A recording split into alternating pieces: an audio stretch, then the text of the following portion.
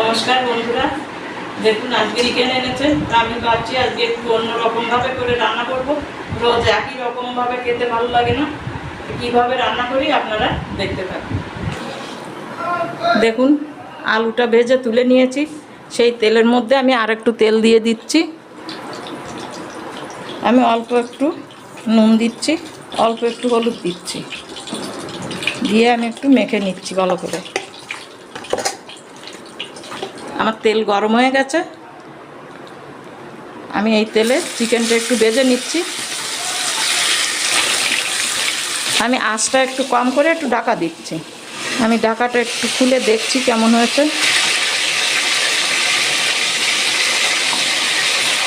দেখুন এই পাশটা একটু লাল লাল হয়ে গেছে। আমি সব চিকেনটা উল্টে দিচ্ছি এভাবে,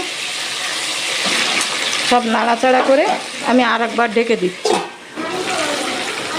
চিকেনগুলো আমার ভাজা হয়ে গেছে, আমি এগুলো তুলে নিচ্ছি।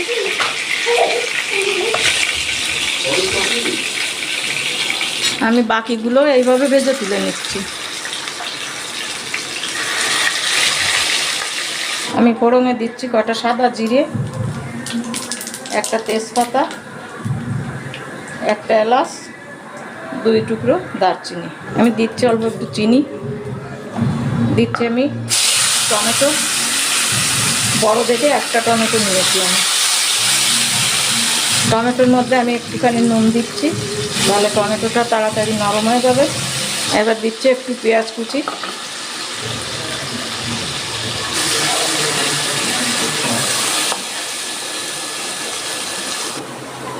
এবার দিয়ে দিচ্ছি আমি আদা রসুন বাটা, এবার দিচ্ছি পেঁয়াজ বাটা,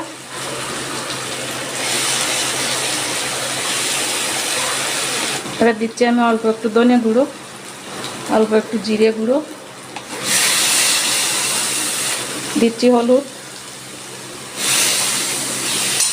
দিচ্ছি 1 চামচ লঙ্কা গুঁড়ো, দিচ্ছি মশলার বাটি দিয়ে একটুখানি জল,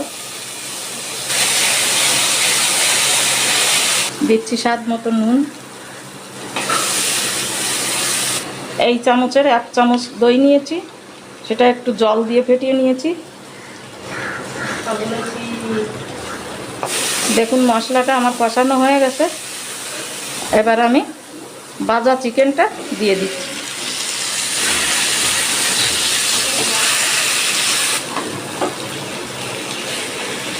এবার আঁচটা কম করে আমি 5 মিনিট ঢাকা দিয়ে রাখছি।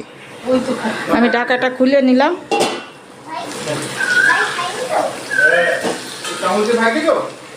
এবার দিচ্ছি আমি ভাজা আলু। আলুটা আপনারা না দিতে চাইলেও অসুবিধা নেই, আমার দাদার জন্য আলু দিতে হয়।